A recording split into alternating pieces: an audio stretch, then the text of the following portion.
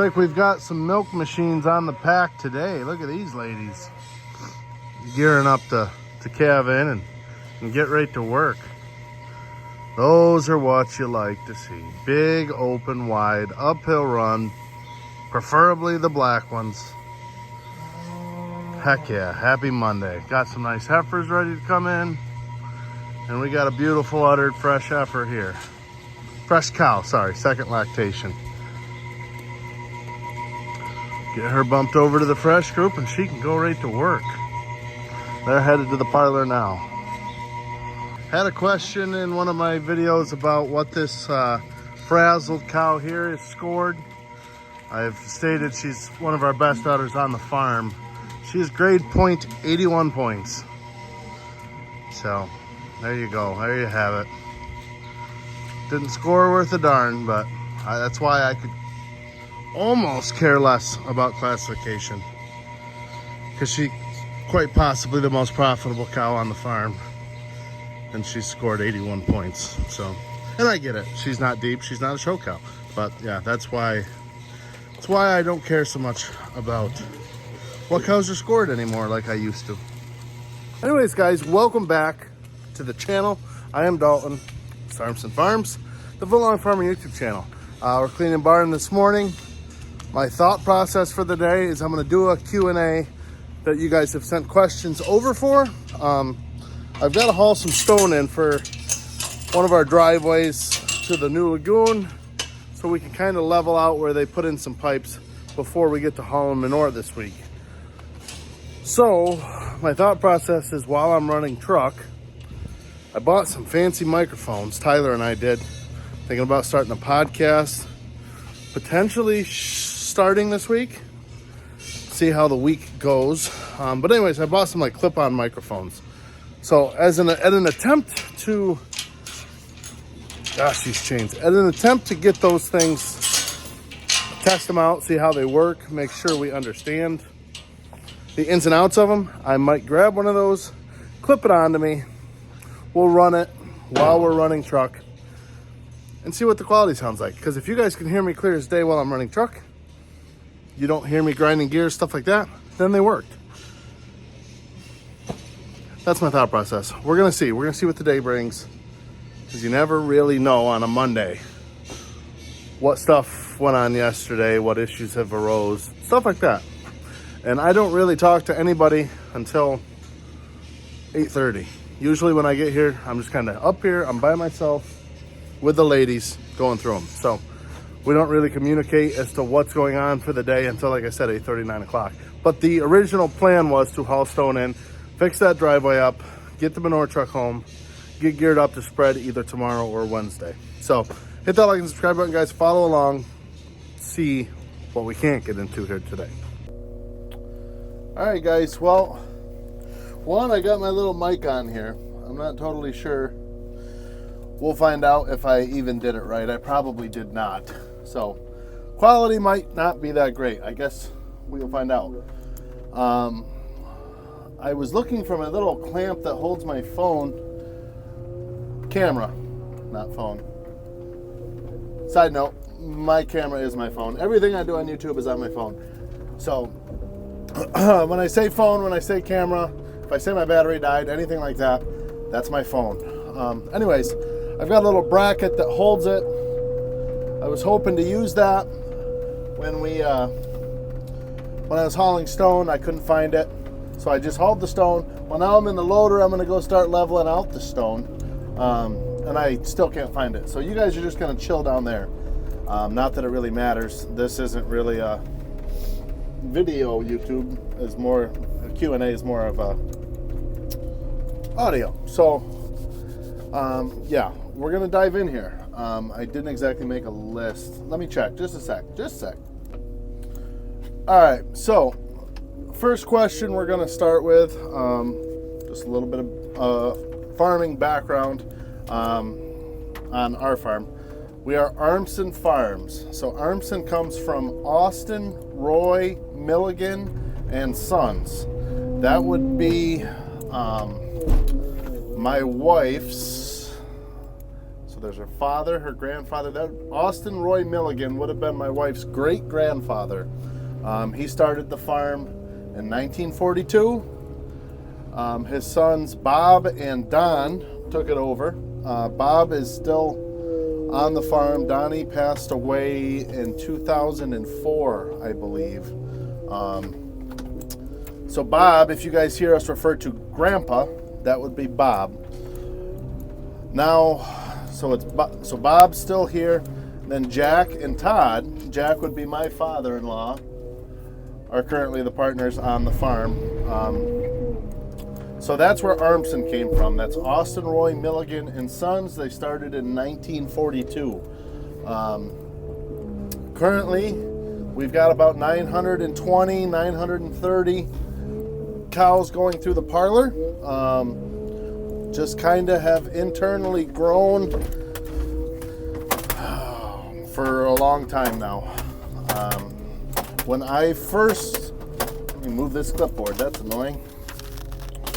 When I first came out here, when I first met my wife, they were milking 400 cows. That would have been in 2013, the year after they built the parlor.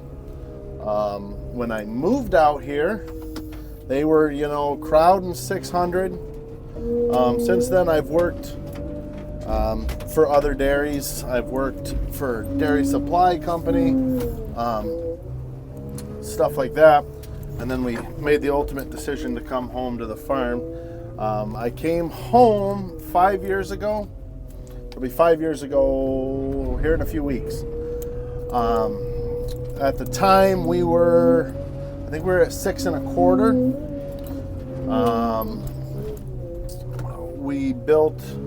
Since then, we've built our commodity shed, and we've built a new barn, which has obviously added plenty of room for cows. So here in the last year, we've internally added on, pushing 200 now cows. Just, doing a better job with animals. We've culled the same, but just internally grown, basically. And it's funny, the more cows you milk, the faster you internally grow, because there's more animals calving in. If you can keep your cull rate the same, your mortality rate's the same, keep everything the same, the more cows you have, the more cows you're going to have. We have implemented using Angus semen. I don't know why my heater's not kicking on. It is freezing in here. We have implemented using Angus semen about 4 years ago. Just because with sex semen and everything like that, we had to limit the number of heifers that we had somehow. So we've done that. We may have to do it more aggressively because we're almost to the max of our ground. This past year, we combined 200 acres of corn silage, and we combine about 150 acres of wheat, and then we do our seedings in the summer. This next year, we're going to have to chop basically everything as far as corn goes. The only farm we might not is just because it's a long distance away. There's 100 acres. That's quite a hike. So we generally, we've always put corn over there and combine to that. So that's something we're going to have to figure out. Summer seedings, we're probably not going to change that, just because we think they do a little better. They come on better. It makes the spring less hectic. We do have a use for all the straw that we get and more. Now we're using more straw than we're able to make. So that's kind of why we do the seedings when we do. But as we grow here, there's going to be adjustments that are going to have to be made. So the question, again, I didn't write them down. So you guys know who you are, who asked these questions, but there was a question as to how big we plan on getting. There's not really a number. There never really has been. We want to get this big by this time. That's not really what we're doing. We're just trying to always improve. And there will come a time where improving means not growing. I don't believe that you got to milk thousands and thousands of cows and crop thousands and thousands of acres to be the best. I don't. But at the same time, I am well aware that, if we want to stay competitive, if we want to stay efficient, if we want the farm to be here for future generations and be scalable enough to feed future generations, growing is necessary. Like I said though, how big? I don't know. For now, I think if we hit 1,000 cows, which would very easily be accomplished this year without changing management systems, that's pretty close to the max with our ground that we're able to do. Now, where we're at in Western New York, we are surrounded by crop farmers. Crop farmers are more than happy to grow corn silage and alfalfa for dairies. That's becoming more and more popular. So there's always that option. We don't love that option as much. I know there's farmers out there who would prefer to just write a check and buy all their feed and not have to worry about it. It is still more expensive. Not in the short term, but in the long term, it's more expensive. I say that just because to buy land in this area, you're between 8,000 and 10,000 to the acre, which I realize for people out west that's nothing. They would call us crazy not to buy it. But then, people to the east or to the south are like, oh my gosh, that's insane. How can anyone ever afford to buy that? I just know that it's expensive, and in the short term, it's cheaper to just buy feed. But then you don't have the equity of the land. So there's a whole system of that. The toughest part, currently, there's no land for sale. So even if we wanted to buy it, it's not there. So that kind of solves that problem right off the get-go. So yeah, as far as how big we plan on getting, there's no real number, but I'm going to say 1,000 cows is going to pretty much max out our land. And at that time, we'll have to decide, do we want to buy feed and go that route, or do we want to go another route? Another question, did we ever think about selling our own dairy products? Simple answer is yes. I absolutely love the idea. It's been something I've always loved the idea, always have dreamed about, but it's definitely nothing that's in our near future. But the idea of bottling our own milk has always been attractive to me. We're in an area where I'm not going to say there's high demand, but we're an hour from Buffalo, 40 minutes from Rochester, so we're kind of between two major cities in New York. We're an hour and 45 minutes from Syracuse, which is another major city in the state of New York. So we've got markets. There's also a lot of colleges. I mean, we're right next door to SUNY Geneseo. We're about a 10-minute ride from them. I don't know how colleges work. I just know some people who have gotten into bottling their own milk have gotten in on colleges, and that's obviously an incredible amount of milk to run a college. Cheese, I don't know if I love the idea of cheese. That's a lot of, again, all of this would have to be really studied, and we would probably have to hire people. We'd obviously have to build facilities. But I see King Brothers Dairy out in eastern New York, out in the Saratoga area, are doing an absolute phenomenal job. I've had their milk. And that's an example of a larger farm who's bottling their own milk, and they're kind of eliminating the middleman. That also has very good genetics, family, all of those aspects very similar to us, and they are making it work. So I kind of admire that. Another one would be Clark Farms out of Delhi, New York. So I know the Clarks pretty well. We grew up in that area. Haven't talked to them in over a decade, but used to show cows with them, go to 4-H camp with them, stuff like that. I know their milk's kind of all over central New York now. They're couple hundred cows. So they're an example of a little smaller dairy, but just again, diversifying and going outside the norm. And I really admire that and think that that is awesome. The idea of having a little farm store, selling meats, selling dairy products, selling local bakery, just local products in general, is a phenomenal idea to me. I don't know if our area would be the best for something like that. But it's definitely something that I wouldn't rule out for the future, but it's definitely not anything that's going to happen anytime soon.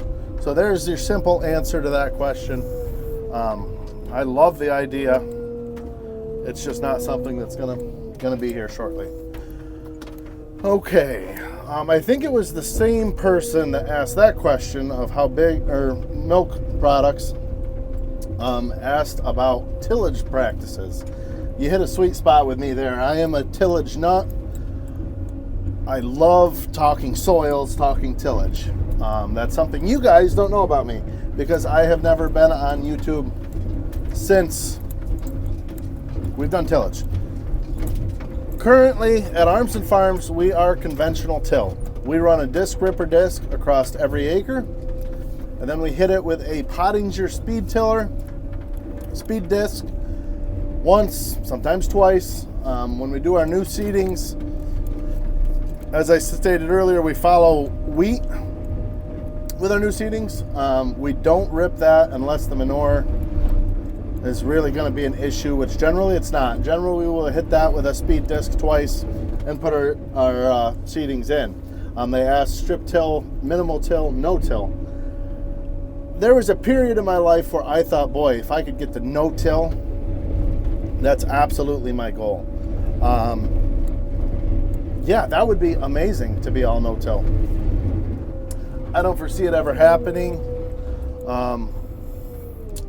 Because I think that there is a time and a place for all tillages practices. Following a wet year, I think the way we do tillage is the absolute best, because if you have ruts, you have compaction, you have stuff along that nature, I think the best thing is to go in, hit it with a deep ripper, and eliminate the problem. Strip tillage. So for those of you guys not familiar with strip tillage or zone tillage, or no tillage for that matter, conventional tillage is when you fully are working all of the dirt. The entire surface of the ground has been altered in some way. That would be conventional tillage, and that is what we do. No-till, obviously, is the opposite. You are not disturbing the soil structure in any way. Strip tillage is when you go through with what's called a strip tiller, and you're just cutting a really narrow notch. Now that varies from, I know people who run strip tillers 6 inches. I know people who run strip tillers 12 inches deep. But you're basically, the only part of the soil that you are disturbing is exactly where that plant is going to go.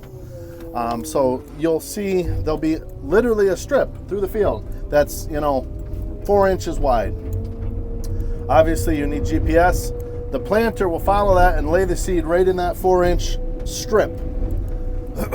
Basically, you're just making a really nice soil bed where the seed's going. Everything else is left undisturbed. I think that is excellent. But again, on a wet year, if you got ruts, if you got really big compaction issues, a strip tiller will work up compaction. But I don't think it's as aggressive as, say, a zone builder. So a zone builder is a little more aggressive shank. You're building a zone. So the zone's probably, I'm going to say 10 inches wide. So if you got a seed every 30 inches, you've got, what would that be? You're essentially working about a third of the ground.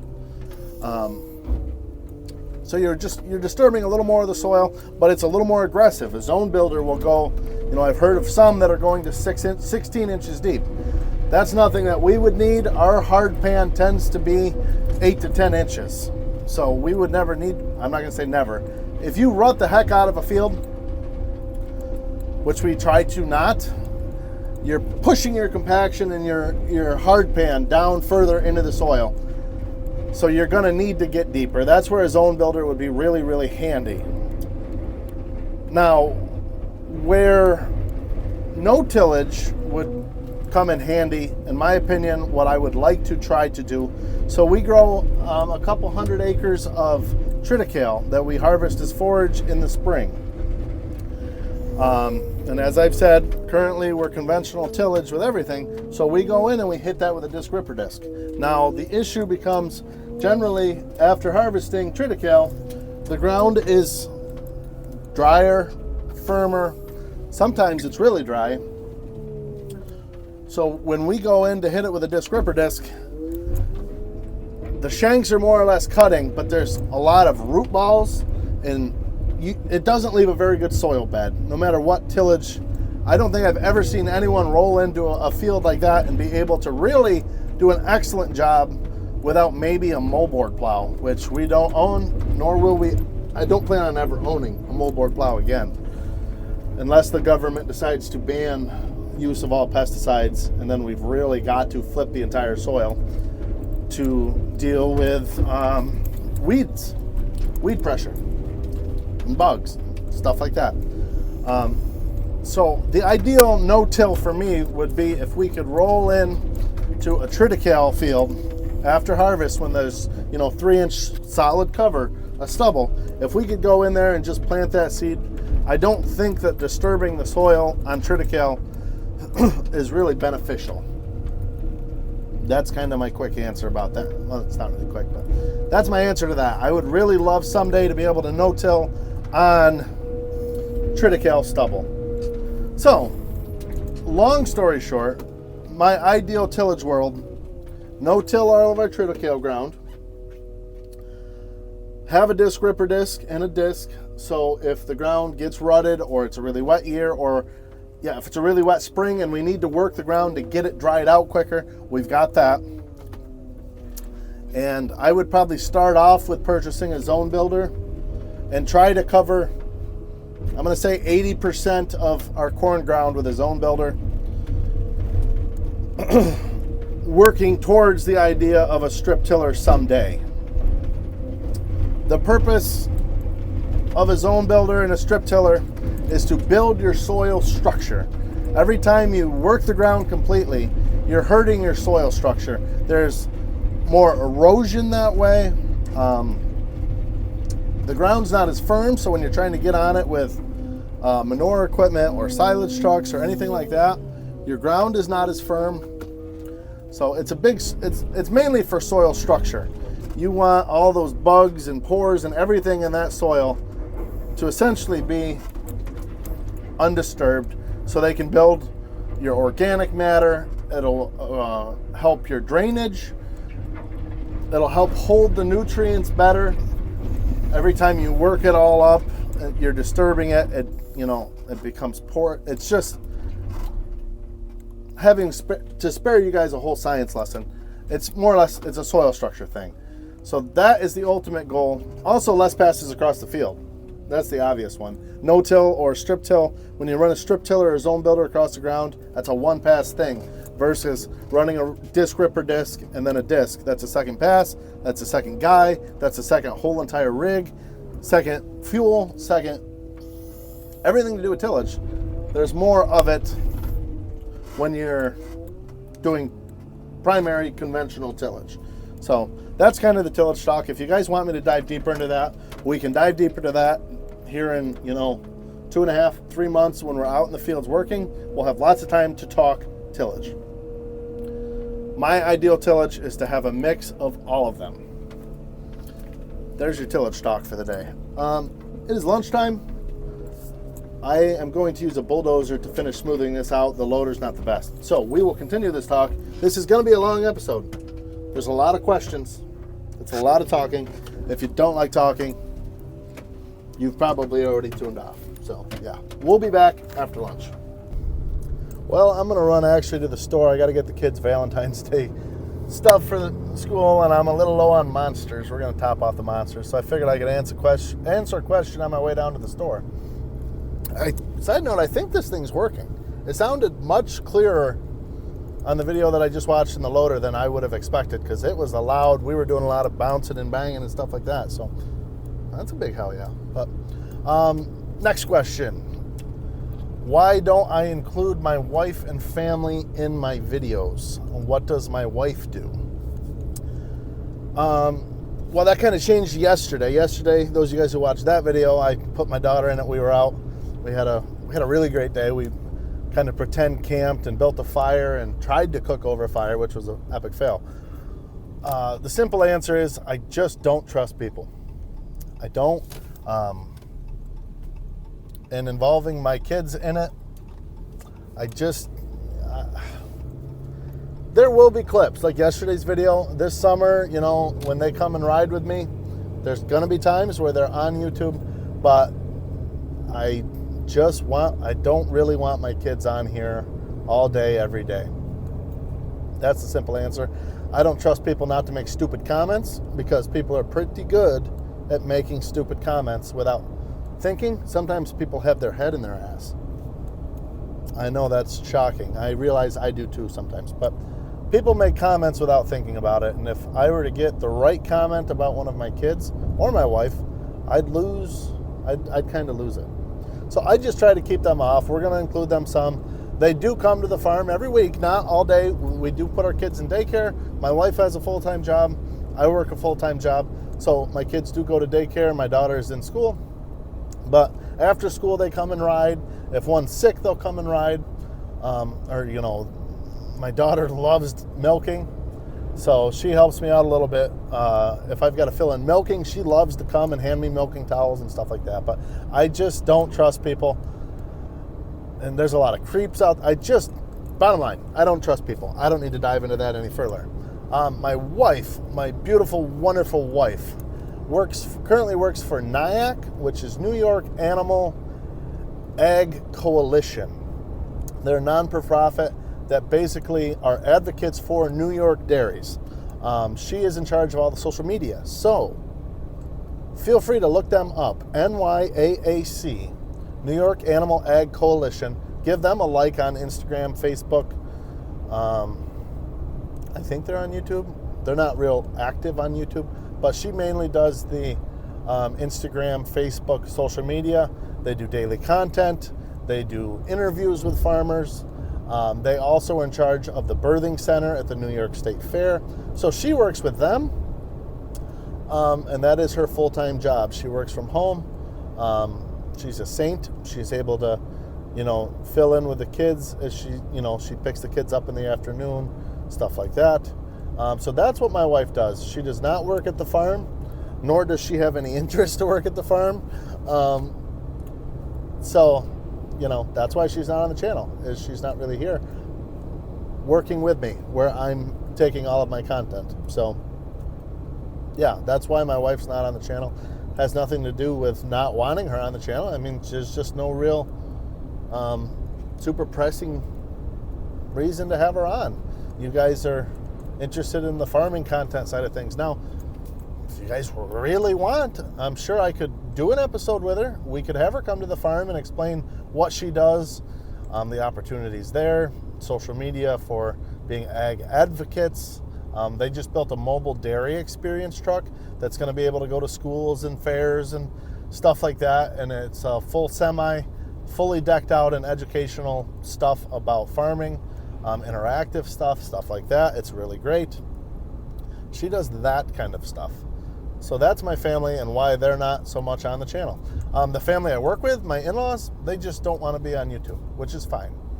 It's totally fine. Although you guys are going to be disappointed. I said I was going to try to get Jack on to talk about the breeding and stuff like that. Not yet. I know I'm teasing hard with that. He's not ready yet. He really is wanting to do a video. It'll probably be when it warms up a little bit.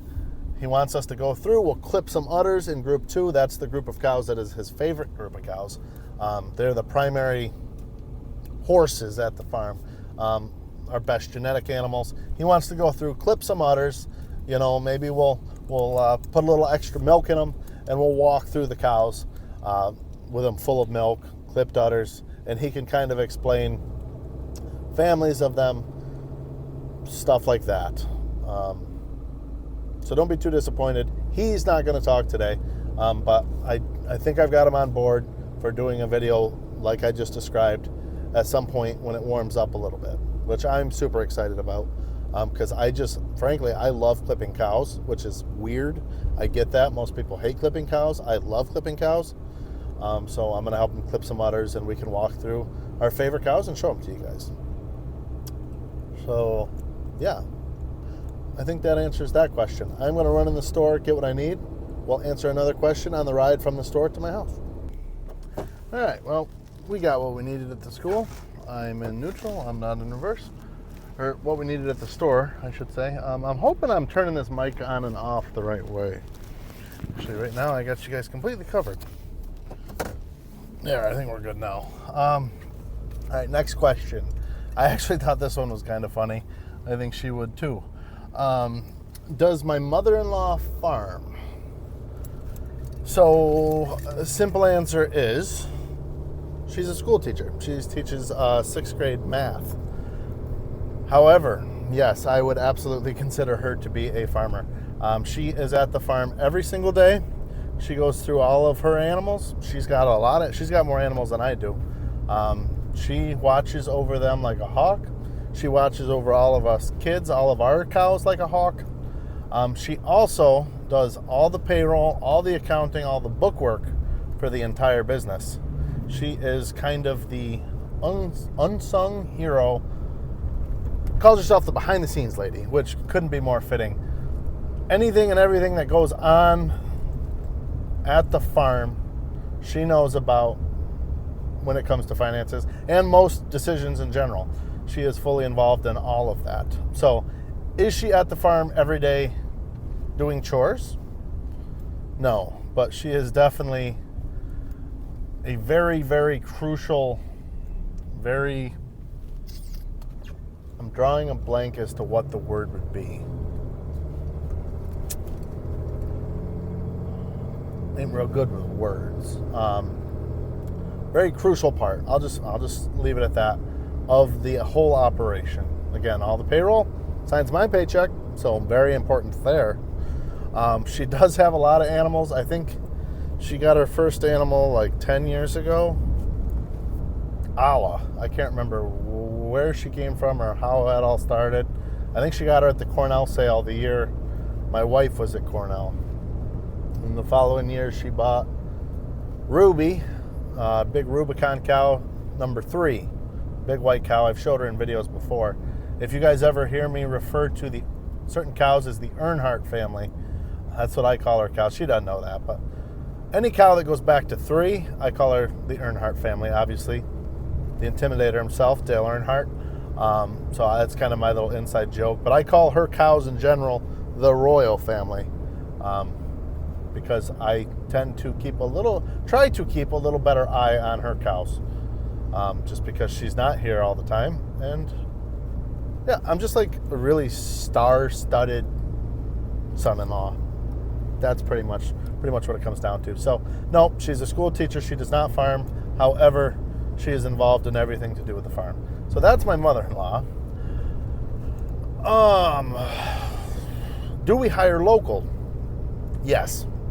All of our employees live within a 3-mile radius of the farm. We do have part-time drivers for summertime that do live on the other side of Pavilion, so they're just the other side of town. I mean, less than a 10-minute ride away.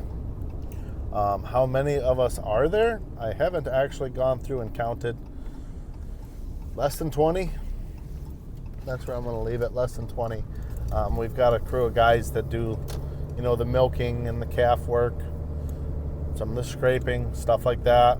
I'm not sure. Again, I'd have to go through and count. The guys that I primarily work with day to day would be Jack, Todd, Bob, Tyler, Caleb, and myself. We do a lot of cow work, but when it comes, once the sun comes up out and it really turns into spring, we do all the cropping as well. So that's more my side of things versus the milking, the chores, stuff like that. So I'm going to say less than 20. But absolutely local. Let me look through the questions. Just a second. At the expense of this video getting too long, you guys talk about how we incorporate genomics into our breeding, breeding decisions, stuff like that. That's what I was hoping Jack's going to answer, and he will answer in the future video. For now, I will give my response from the perspective of someone who does not make the decisions on bulls or stuff like that.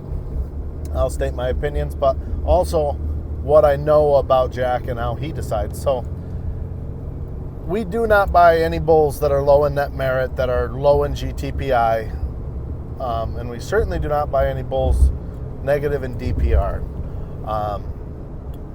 Genomics play a huge role in all of the breeding decisions. However,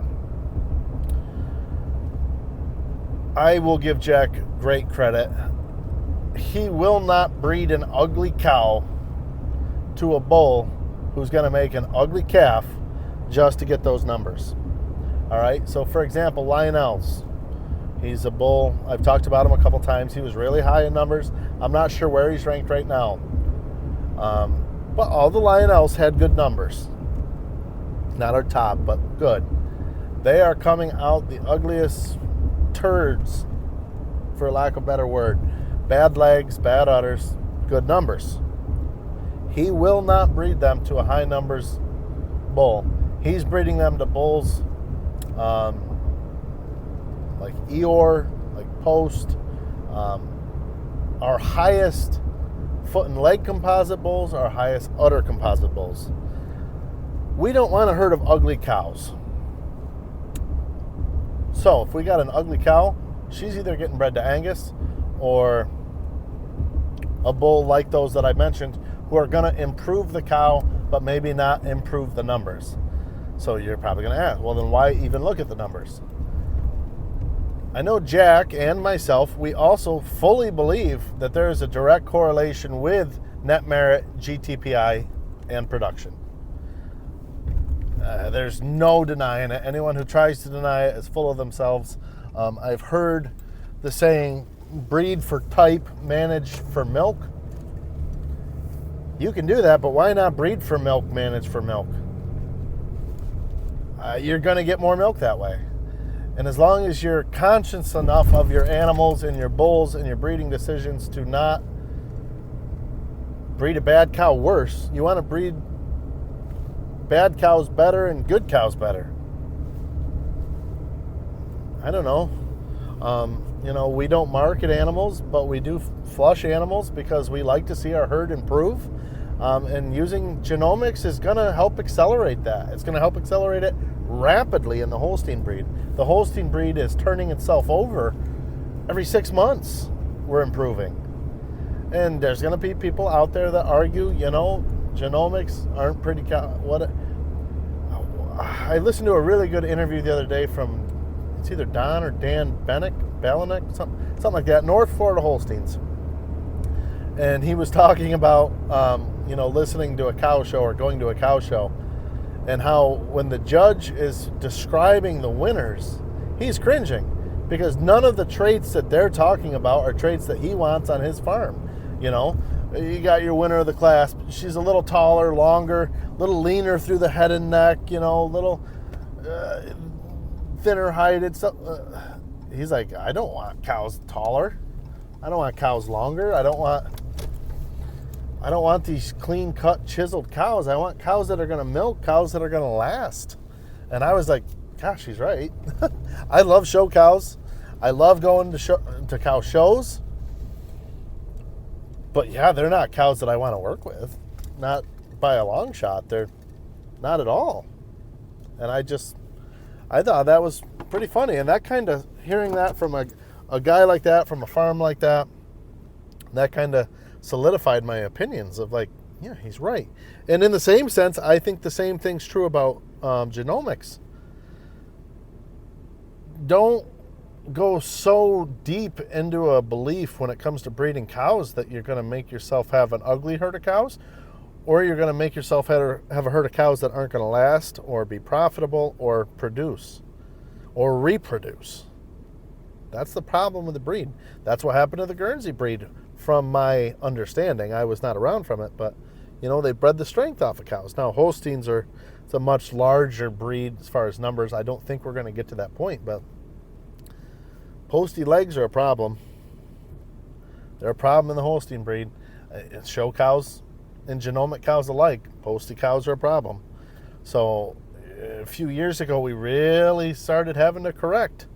Hey, we can't breed strictly GTPI. We can't breed strictly net merit, because you're going to could have posty legs. You could have ugly udders. They milk like crazy. I mean, Gen X bulls, Gen X herds milk great.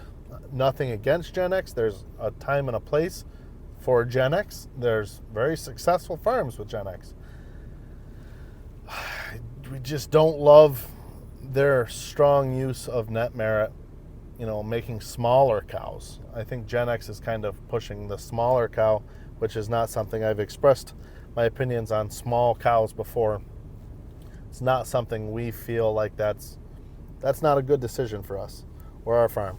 So, yeah, as far as cow families, I'm going to leave that for Jack. There's one cow in particular that I know of that we've got there's two cows that I know of. There's one cow that I've personally seen. The cow that I've never seen was H. Rose. He'll tell you about her. I don't know much at all about her. I just know that probably a third of our herd is related to H. Rose. I'll have him fill you in on her. She was never around when I was here. The cow that was here, that I know we've got dozens and dozens and dozens of offsprings would be Rella. She was a shamrock cow. You want to talk about a commercial farmer's dream, or really any farmer with a brain's dream. This little shamrock cow, she wasn't small, she wasn't big. She walked uphill. She had the cleanest head and neck with a wide muzzle. I just love those cows when they're eating, that it's like you could drive a freaking truck down their throat. They want to eat. They want to eat. The best udder from when she was a calf all the way through. I think she died, she'd have been 10, 11 years old. I call her a little cow. I think she ended up scoring excellent as like a 10-year-old cow. Going back to my thoughts on classification, this cow was any farmer's dream. And the fact that she only got to 90 as an old cow still to this day pisses me off. But we've got all kinds of animals that go back to her. The animals that we flush probably go back to one of these two cows. Again, I'll have Jack break those down for you, but that little shamrock cow, you want to talk about a bull that I wish we could bring back? Shamrocks. You knew if a cow was a shamrock based off her udder, based off her build. They were identical. They were almost marked the same. But, that little shamrock cow, I'm telling you, I wish maybe we got her pictured. I don't know. We've got a handful of cows that we used to picture. We don't picture much anymore, but I'll see if we got a picture of her, because you guys would love this little cow. But I don't know, guys. I hope that answered some of the questions. We'll do another one of these in 6 months. Mark your calendars. And like I said, once it warms up a little bit and Jack and I get some time, we're gonna fire up the old clippers. We're gonna put some milk into group 2. Maybe we'll milk group 3 before them. That'll gain us an extra 2 hours, and you guys can see what these cows look like when they're filled out. And he'll break down the families for you. That'll be his formal introduction to the channel. Don't plan on much after that. He's not a big YouTuber. He watches a lot of YouTube, but these guys, and I'm not blaming them at all. They don't want to be on camera, and that's totally fine. So that's something to look forward to. But if there's something that I didn't answer, or you guys want me to go more into depth on it, feel free to throw it in the comments, and I will do my best to answer these questions, whether I'm in a truck or whatever. I hope this mic helped, by the way. We got them. There's a 4-pack of them, so there's 3 of us hoping to do the podcast, and we figured if we have like a guest on or something, we can have one. We're not sure on a name. Let me know on a name in the comments what you guys think. We're thinking like the Footlong Farmer After Hours, or After Chores, or the lunch break or something. I'm sure the lunch break's already taken, so scratch that. But if you got a cool idea for a podcast name, throw it in. It's literally going to start off in my basement. I took all the stuff that I've had from my bachelor days that's been sitting in a closet, and I nailed it to a wall, and That's where we're going to start. So be on the lookout for that, guys. Sorry if I rambled on. That's kind of the purpose of a Q&A. Hit that like and subscribe button, guys. Hope you guys enjoyed, and we'll see you guys in the next one. Thanks for watching.